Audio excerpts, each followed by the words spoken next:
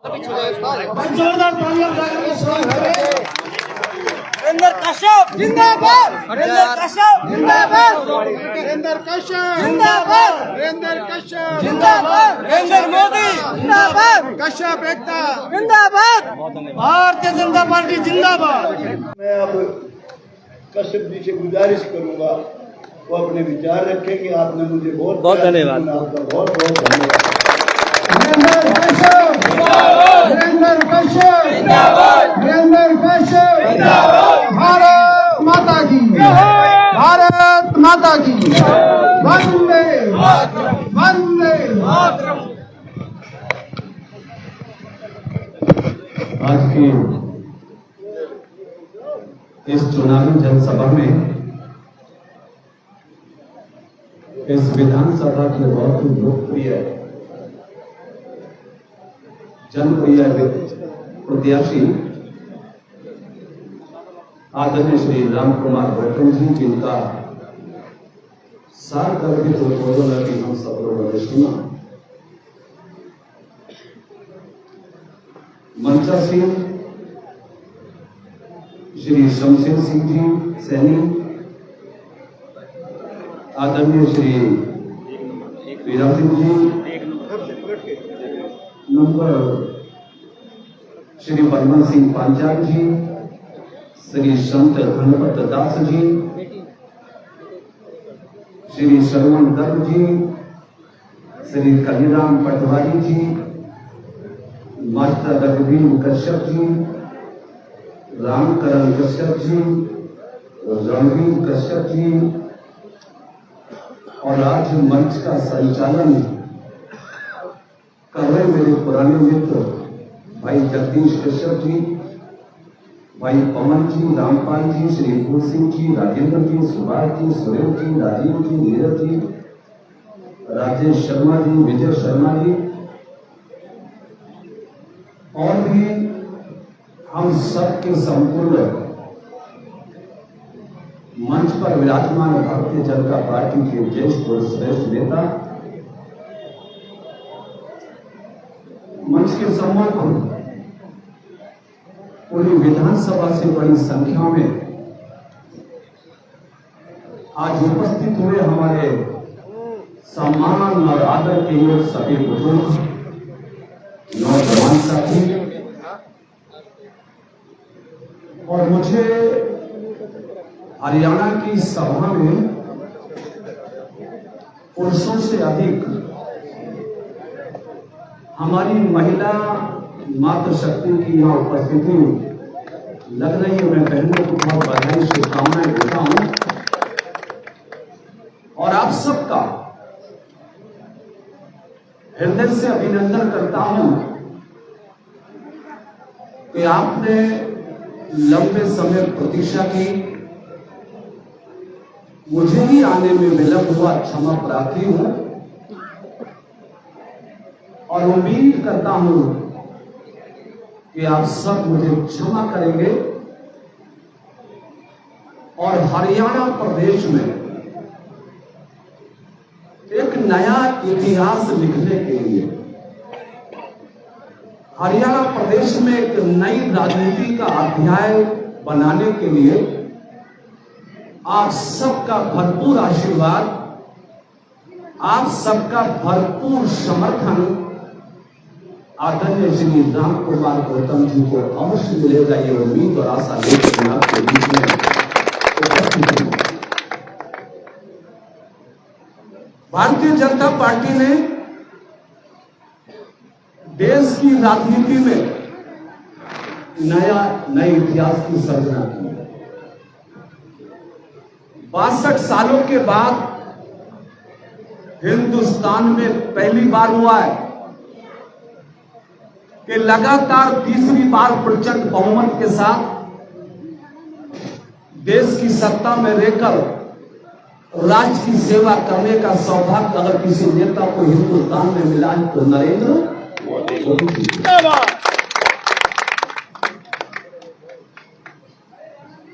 हरियाणा प्रदेश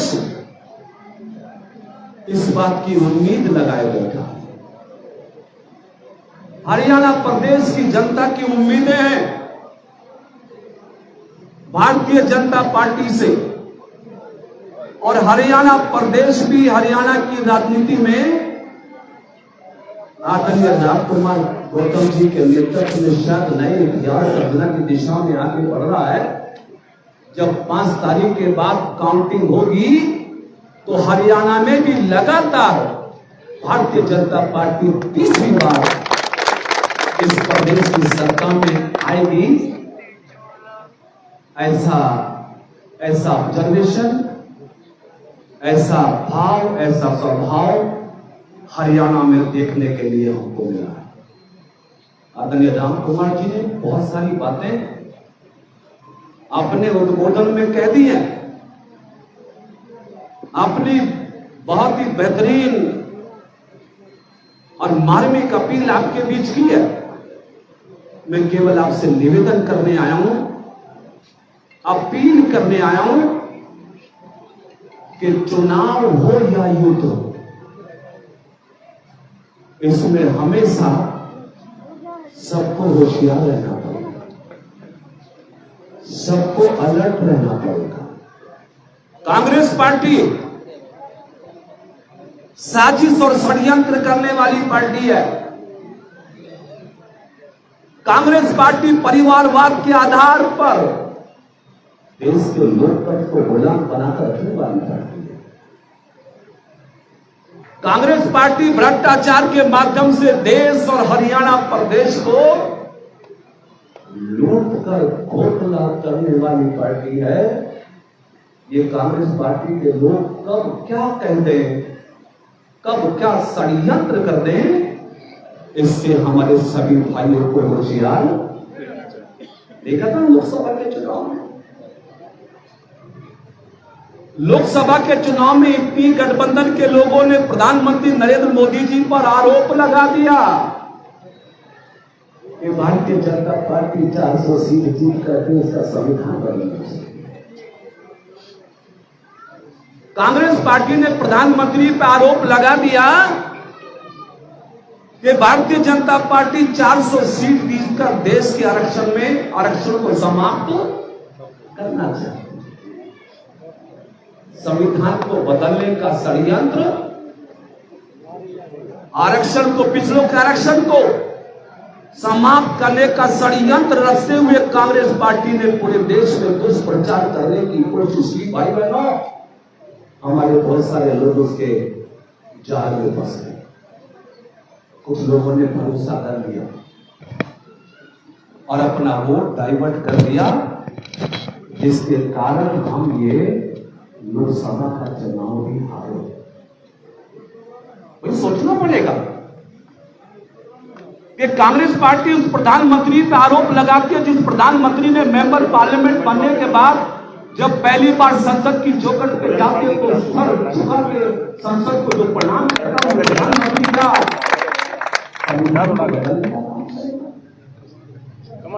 जिस प्रधानमंत्री ने भारत के संविधान को सर पे रख के उसका सम्मान बढ़ाने का काम किया, क्या वो प्रधानमंत्री भारत में आरक्षण समाप्त करने की बात करेगा? नहीं करेगा। नहीं करेगा, क्योंकि प्रधानमंत्री ने संकल्पित होकर भारत के लोकतंत्र, भारत की राजनीति में नए अध्याय लिखे। 2047 तक हिंदुस्तान को विकसित राष्ट्र के रूप में स्थापित करना प्रधानमंत्री जी का संकल्प है, प्रधानमंत्री जी की इच्छा है।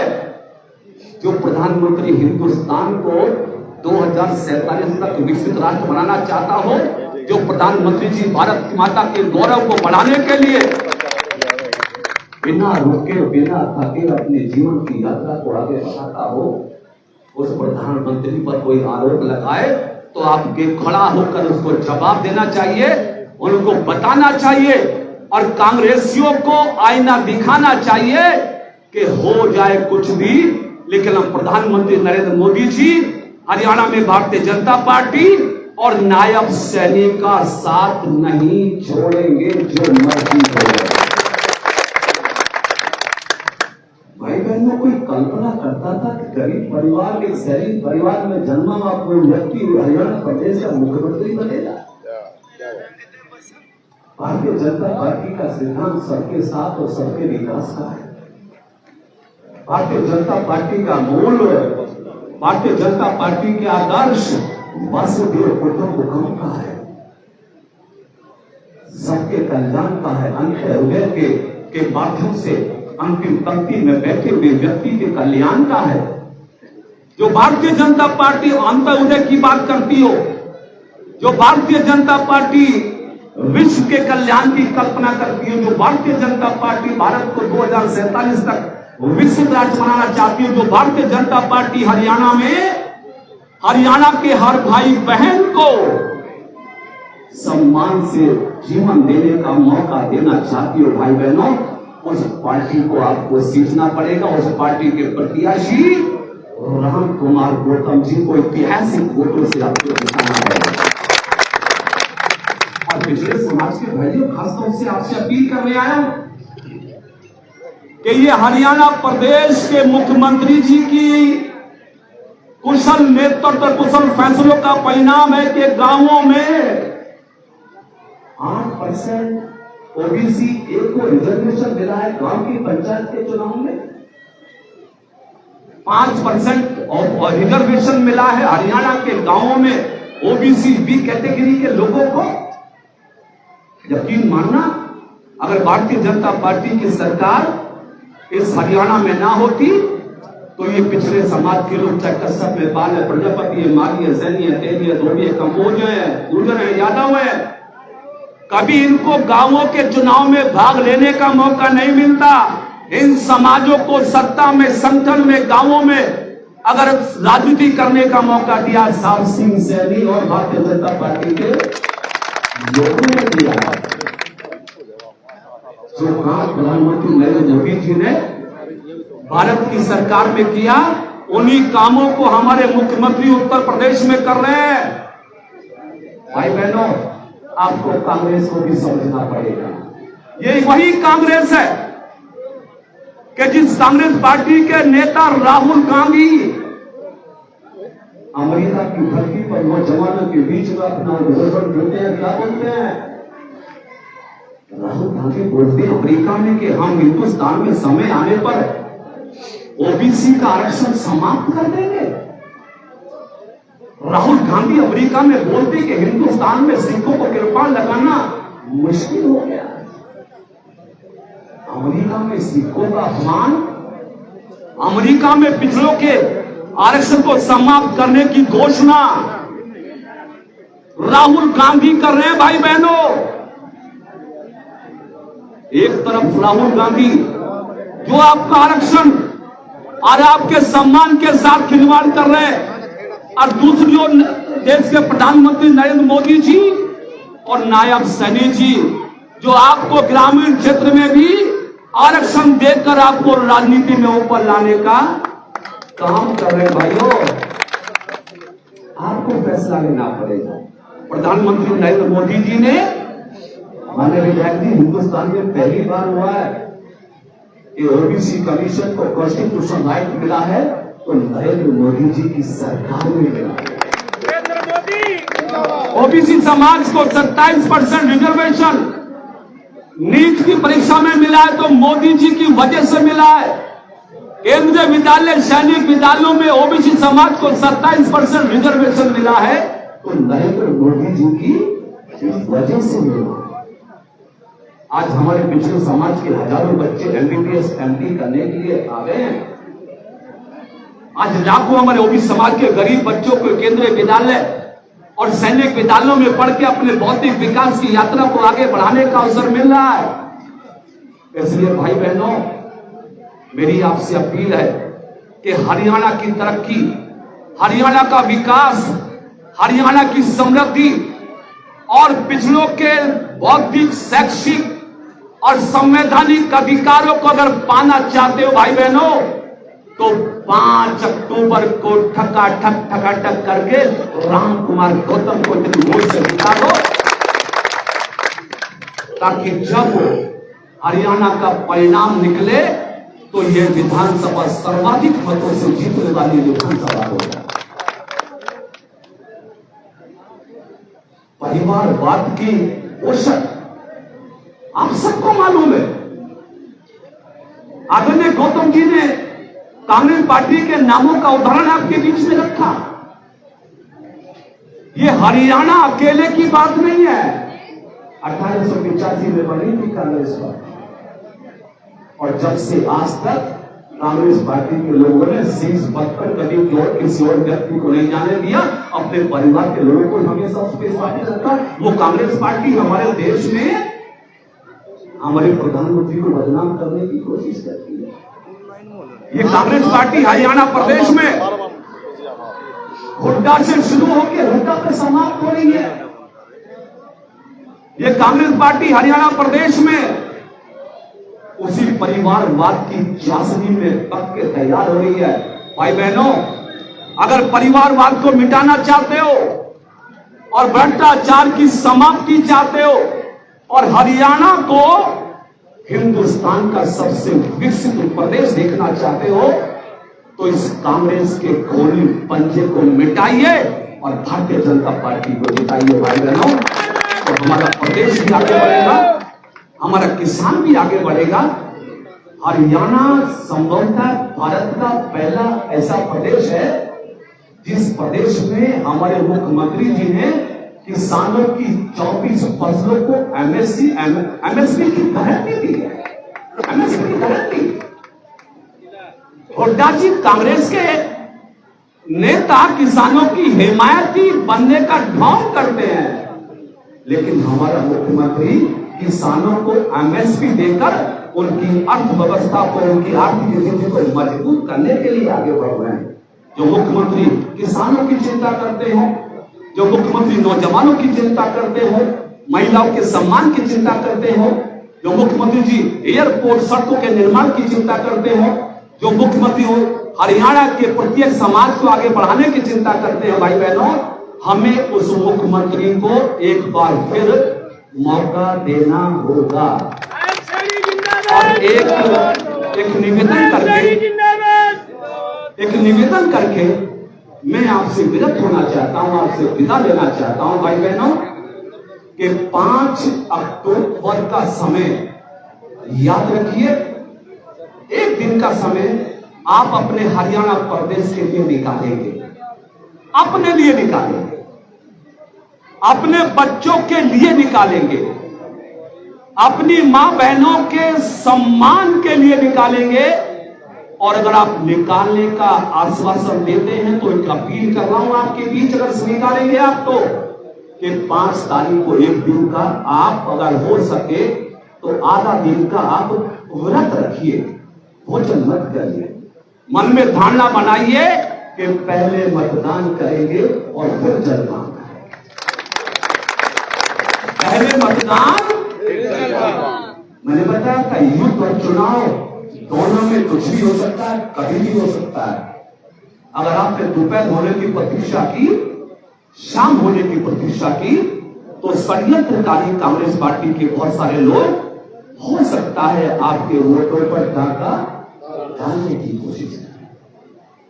जागरूक लोग कभी अपने अधिकार को लूटने नहीं देते।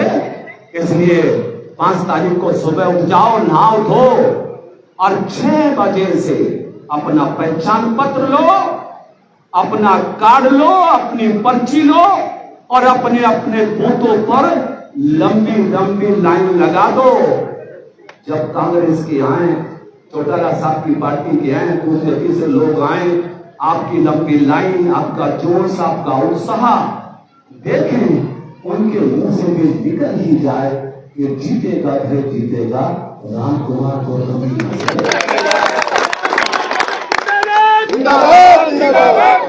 हमें ऐसा सकारात्मक माहौल बनाना है, हमें ऐसी स्थिति पैदा करनी है। और एक काम और कर लेना भाई, ये वोट कहा कि बाबा साहब डॉक्टर अम्बेडकर ने हमको इसलिए दिया है कि हम अपनी पसंद का नेता अपने बीच से सुनकर अपनी आवाज को असेंबली और पार्लियामेंट में सुन सके। इसलिए हमें अपनी वोट का इस्तेमाल जरूर करना है। बहुत सारे भाई बहन हमारे काम पर बाहर गए होंगे, नौकरियों पे बाहर गए होंगे, रिश्तेदारियों में गए होंगे, उनको फोन कर लो, उनको SMS कर लो, उनको मैसेज कर लो, उनको बुलाओ और कोशिश करो कि इस विधानसभा में 90, 95, 98% मतदान हो जाए। जब 95, 90% आप मतदान कर देंगे, सारे वोटर आके भारतीय जनता पार्टी का बटन दबा देंगे, तो फिर राम कुमार गौतम को हराने की किसी की औकात नहीं है, कांग्रेस की बिल्कुल औकात नहीं है।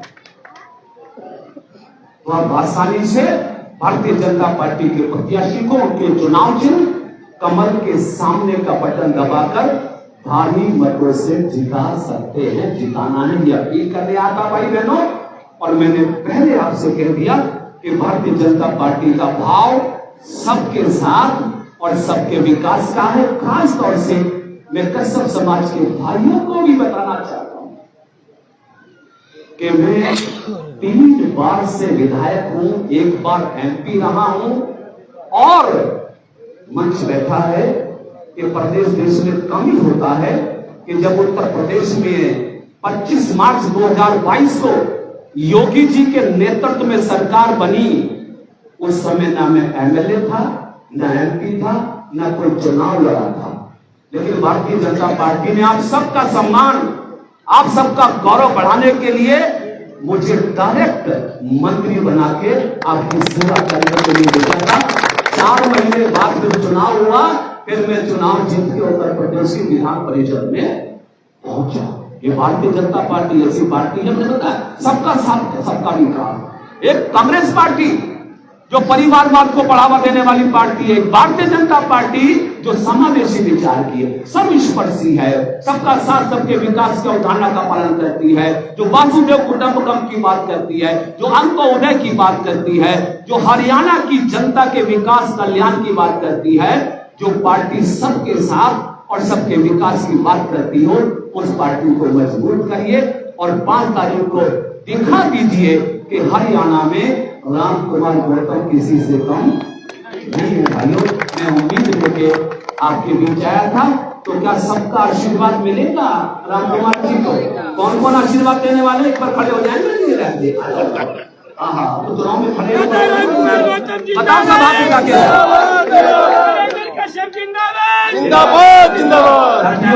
साथियों, मेरे ख्याल से प्रत्याशी जी को जरूर आपके आशीर्वाद का, आपके समर्थन का, आपके भरोसे का यकीनन उनको भरोसा बड़ा होगा, और हम उम्मीद करते हैं कि आप विजयी होंगे। और जब जीत जाओ तो धन्यवाद के लिए उनको बुला लेना है।